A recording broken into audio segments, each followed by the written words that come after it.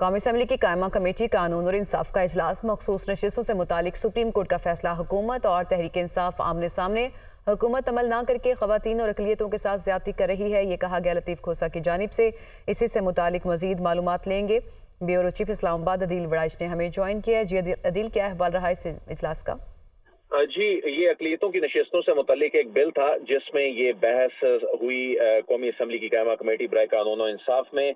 جس میں پاکستان تحریک انصاف کے لطیف کھوسہ کی جانب سے یہ کہا گیا کہ سپریم کورٹ کے فیصلے پر عمل درآمد نہ کر کے اس ملک کی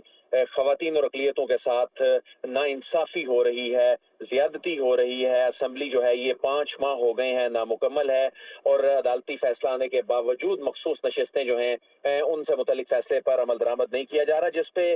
وزیر قانون اعظم نذیر تارڑ نے کہا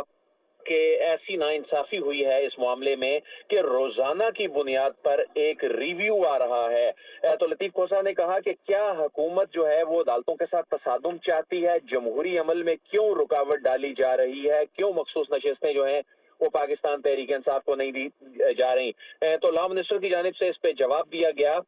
کہ روزانہ ریویو آ رہا ہے، اور جب ریویو فائل ہو رہے ہیں تو اس پر عمل درآمد جو ہے وہ کیسے ہو سکتا ہے، جس پہ لطیف کھوسہ نے جواب دیا کہ ریویو آنے کا مطلب کیا یہ ہے کہ پروسیس رک جائے، عدالتی فیصلے پہ عمل درآمد رک جائے۔ یہ ناانصافی ہے نہ صرف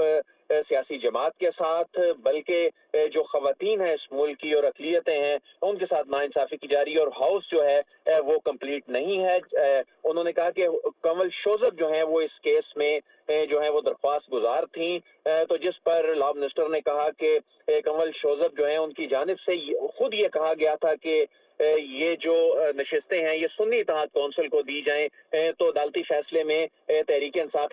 کے حوالے سے ولدیت جو ہے اس کا خانہ ہی تبدیل کر دیا گیا، اور ان کے اپنے خود یہ کہنے کے باوجود نشستیں جو ہیں یہ پاکستان تحریک انصاف کو دے دی گئیں۔ جی عدیل وڑائچ، بہت شکریہ، آپ نے ہمیں تفصیل بتائی۔